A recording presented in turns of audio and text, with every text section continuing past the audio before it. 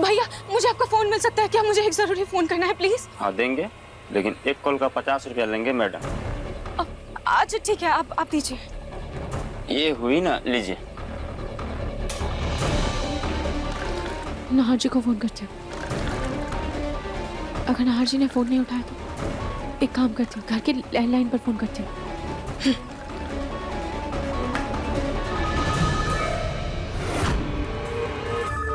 कहीं police station से phone तो नहीं? नहीं, मेरी बात मधुबाला से हो गई है, पुलिस स्टेशन से फोन नहीं होगा।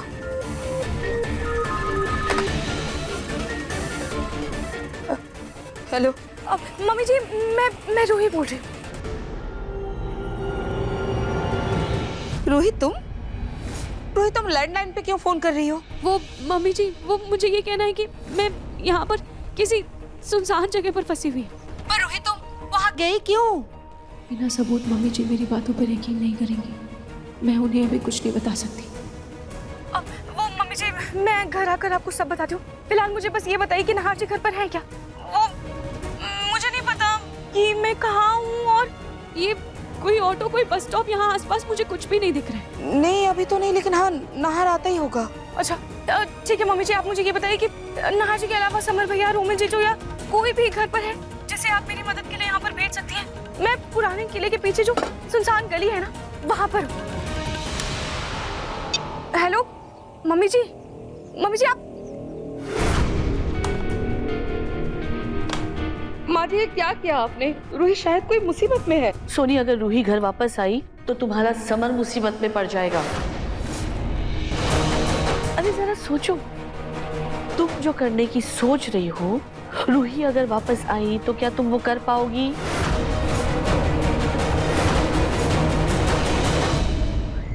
क्या जूही यहाँ आने वाली? पता नहीं। देखो मैं भी आ गई।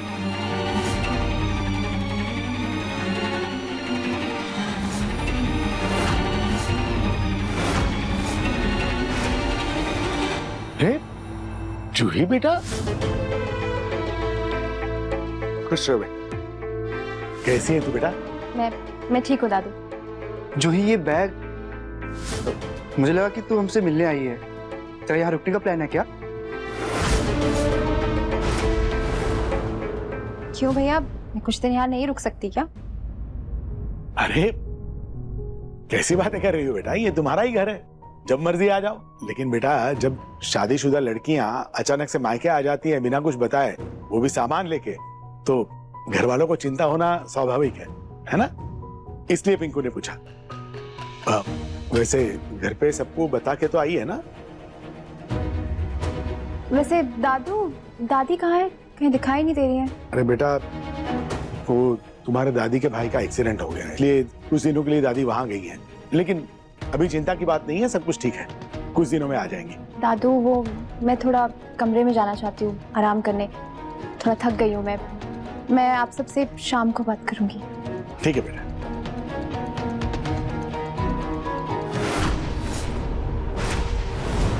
जूही दीदी, ये आपके बैग पे होटल का टैग क्यों? आप होटल में रुकी थी क्या?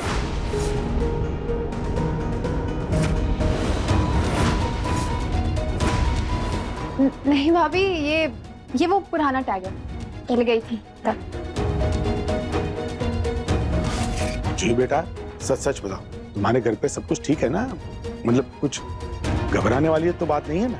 नहीं दादू, उस घर में रूही भी तो है ना, और रूही के होते हुए घबराने वाली बात क्या हो सकती है?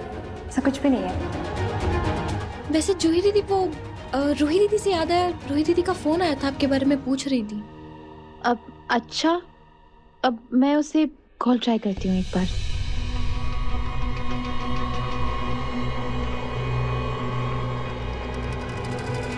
अब उसका फोन नहीं लग रहा है अभी, मैं उससे बाद में बात कर लूंगी। ठीक है बेटा, तुम जाके आराम करो, शाम को मिलते हैं। जी दादा।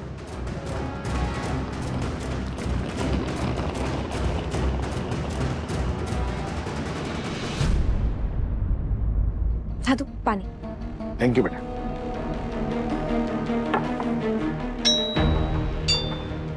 दादू मैं देखता हूँ।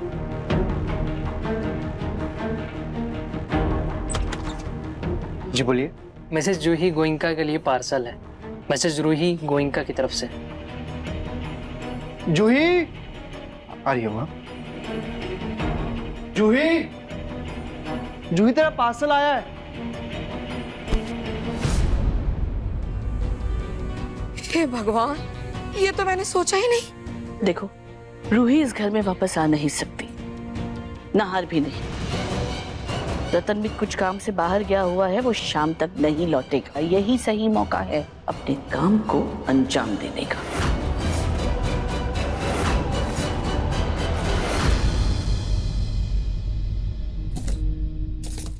जूही बेटा, रूही और तुम एक ही घर में रहते हो, फिर भी वो तुम्हें पार्सल क्यों भेज रही है कुरियर से? अब दादू, वो रूही ने दादी के लिए कुछ सामान भिजवाया था, वो मैं लाना भूल गई थी, तो शायद से वही भिजाया होगा उसने। मैं ले लेती हूँ। मैडम जी, इस पर साइन कर दीजिए। हाँ। मैडम जी, इस नीचे वाले पेपर भी साइन कर दीजिए। अब एक पार्सल के लिए इतने साइन कब से होने लग गए? मैडम जी, वो क्या है ना, आजकल डिलीवरी में धोखाधड़ी बहुत बढ़ गई है, तो इसीलिए दूसरे पेपर पर साइन करने से ये कंफर्म हो जाता है कि पार्सल पहुंच गया है।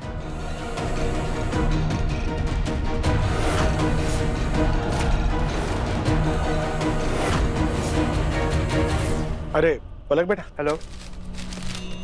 जी जी जी शर्मा जी।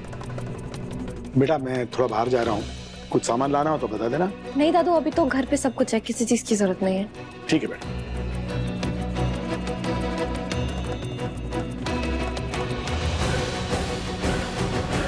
पलक, ये जूही यहाँ क्या कर रही है? कहीं ससुराल छोड़कर तो नहीं आ गई वापस? या फिर कहीं इसके ससुराल वालों ने इसे घर से तो नहीं निकाल दिया? क्या पता मम्मी, हम लड़कियों के ना ससुराल में कुछ ना कुछ होता ही रहता है। मतलब मेरा ही देख लो, ना दादी जी साथ देती ना पिंकू जी। मुझे तो लगता है ना मम्मी, हम लड़कियों के जीवन में सास भी पूरी होती है और पति भी निकम्मे। क्या कहा तुमने? ऐसे पलक, तुम्हारी जानकारी के लिए बता दो, तुम्हारी मम्मी को मैंने घर में इसलिए रहने दिया क्योंकि दादी घर में नहीं थी, और दूसरा मुझे लगा कि क्या पता मम्मी जी को उनकी गलती का पछतावा हो, लेकिन नहीं। वैसे मम्मी जी, एक बात तो है, आपके इस घर में आने से कुछ बदले ना बदले, लेकिन आपकी बेटी के तेवर जरूर बदल जाते हैं। नहीं नहीं पिंकू जी, ऐसे बात नहीं। हाँ, हम आपके बारे में बात नहीं कर रहे थे। जाओ जाके जूही के लिए चाय नाश्ता बनाओ। पिंकू जी, लेकिन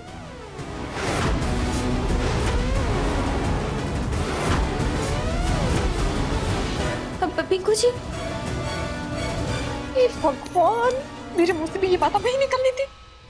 So, mister Shekhar, I hope कि ये प्रेजेंटेशन और ये प्रोजेक्ट दोनों आपकी उम्मीदों पर खरा उतरा होगा। जी हाँ मिस्टर नाहर, हम बहुत जल्द आपके साथ डील फाइनल करते हैं। Thank you so much, thank you. आप Chandan please. Thank you so much, thank you.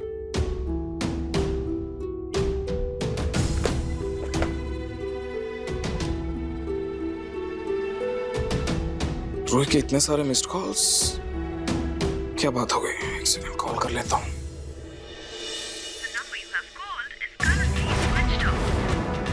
Rohit का फोन ऑफ क्यों है?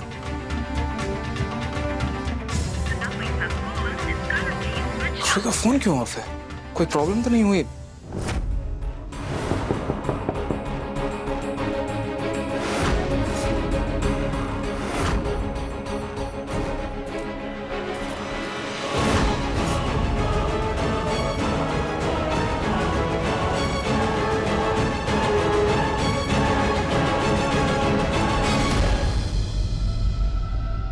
मैडम जी, आपका काम हो गया।